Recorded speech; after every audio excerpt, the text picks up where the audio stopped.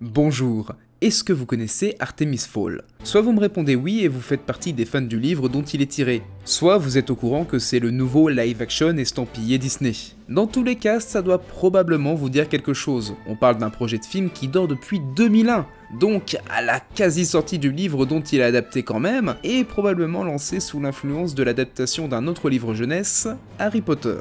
Le projet sera au fil des années passé entre les mains de nombreux producteurs, réalisateurs et scénaristes avant d'être récupéré par Disney en 2013. Où tout ça ne vous dit absolument rien, vous savez juste que c'est sorti sur la plateforme Disney+, à la place de sortir au cinéma. Covid-19 oblige. Ayant un compte Disney+, et comme je m'ennuyais comme chaque dimanche après-midi, j'ai lancé le film dans l'idée de regarder un bon petit divertissement. Et depuis je me pose sans cesse la question, pourquoi j'ai pas continué Star Wars Rebels à la place? Vous l'avez compris, je vais pas être tendre avec ce dernier. Et avant de commencer à rentrer dans l'art, je tiens à vous dire que je vais le juger en tant que film, et non comme l'adaptation d'un livre, du fait qu'il me manque un petit peu de background concernant les livres, et le tout sans spoiler, c'est surtout un avis à chaud. Donc, réalisé par Kenneth Branagh, réalisateur connu pour Thor, Le Crime de l'Orient Express, mais que je retiendrai ici comme étant Gilles de Roy-Lockhart dans Harry Potter et la Chambre des Secrets, c'est en Irlande que le film nous introduit Artemis Fowl Jr. Garçon de 12 ans doté d'une grande intelligence et descendant d'une longue lignée de criminels, vivant au manoir Fowl avec son père, Artemis Fowl Sr.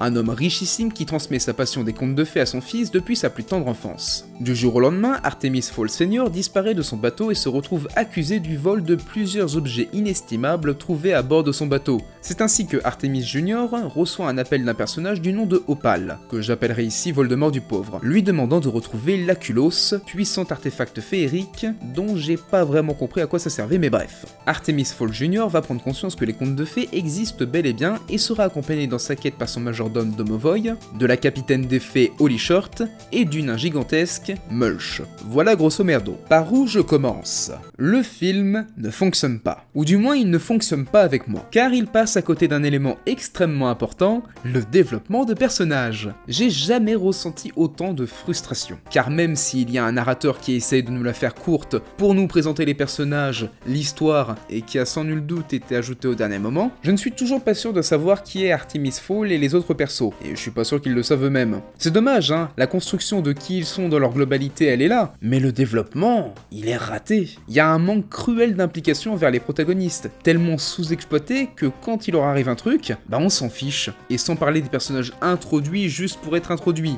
et qui n'ajoutent rien à l'histoire. Ils ne servent à rien. Et réellement, hein, c'est pas de la mauvaise foi, c'est même limite de la figuration à ce niveau-là. Alors peut-être que les fans des livres, ils connaissent ces personnages qui ont été mis de manière un petit peu arbitraire, mais moi je les connais pas. Je veux les connaître, hein, mais la sauce elle ne passe pas. C'est terrible. C'est terrible!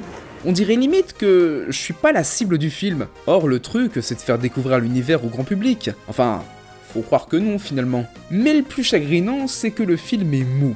Et en 1h35, dont 20 minutes de remplissage inutile qui vous font perdre totalement le fil, ils arrivent malgré tout à mal définir les motivations de chacun. Et c'est triste, parce que le film il a un vrai potentiel de départ, mais je ne saurais dire pourquoi, ça ne marche pas du tout. Car même une fois fini, on a l'impression que tout ce qu'on a vu dans le film n'a servi à rien. Et ça, bah ça m'a perdu. Je me suis perdu dans un film d'aventure jeunesse. C'est dingue. Ah aussi, elle est où l'aventure? Non parce que, regardez, c'est marqué ici, là, aventure. Dans un film où le personnage ne quitte jamais sa maison, c'est pas de l'aventure ça. C'est un film d'action, oui, mais c'est pas de l'aventure. Moi j'appelle ça un huis clos. Et sans parler des antagonistes. Toi, t'es qui? Ce gars est introduit comme un personnage important dès le début de l'histoire, et il disparaît à la moitié du film. C'est de la chétanerie. Je sais pas comment définir ça. Et puis... ah, l'histoire est pas intéressante, hein. Alors c'est peut-être moi qui en demande trop, mais avec des enjeux aussi mal définis de base, comment tu veux rentrer dans l'histoire? C'est méga triste. Alors c'est peut-être moi qui accroche pas à l'idée de base. Un gosse arrogant habillé en Man in Black, qui veut sauver son papounet, ouais ok, c'est sympa. Mais...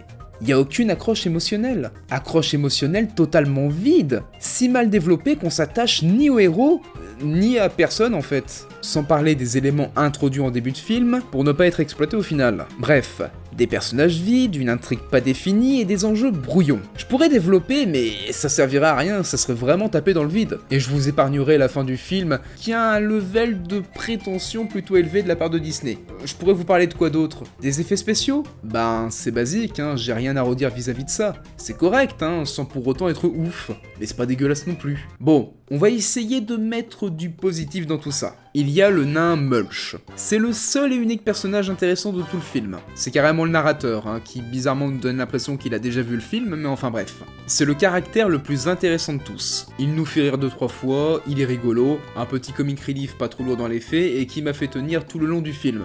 Et je lui dois bien ça. Bon, et il nous reste quoi à dire? Bah, je pourrais aussi vous dire que ce film, c'est pas vraiment un film. C'est juste une bande d'annonces, ou le premier épisode d'une série. Tout est trop brouillon pour qu'on puisse se dire c'est terminé. Et personnellement, bah moi ça me laisse sur ma faim. Artemis Fowl, c'est, vous l'avez compris, l'Harry Potter de Disney. Prendre un livre à succès et se faire du flouze sur le dos des gens qui ont grandi avec cette saga littéraire. Sauf que bien évidemment, ça ne marche pas. C'est beaucoup trop feignant pour qu'on puisse s'y intéresser un minimum, et sans véritablement de passion pour les gens qui ont bossé sur ce film.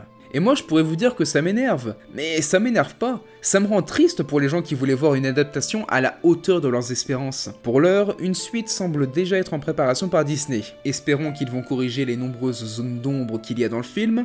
Enfin, corriger cette bande d'annonces. Préparez-vous parce que je pense qu'on va en bouffer des films Artemis Fowl. C'est pas les mauvais retours qui vont stopper l'industrie aux grandes oreilles, croyez-moi. Et vous sinon, qu'est-ce que vous en avez pensé du film Artemis Fowl? Parce que, ça se trouve, je suis peut-être le seul à pas avoir aimé le film, et j'aimerais avoir vos retours dans les commentaires. En attendant, je vous invite à vous abonner à la chaîne si le cœur vous en dit pour suivre mes prochaines vidéos, et à me suivre sur mes réseaux sociaux pour être informé de l'avancement des prochaines vidéos. Je vous fais des bisous, coupez!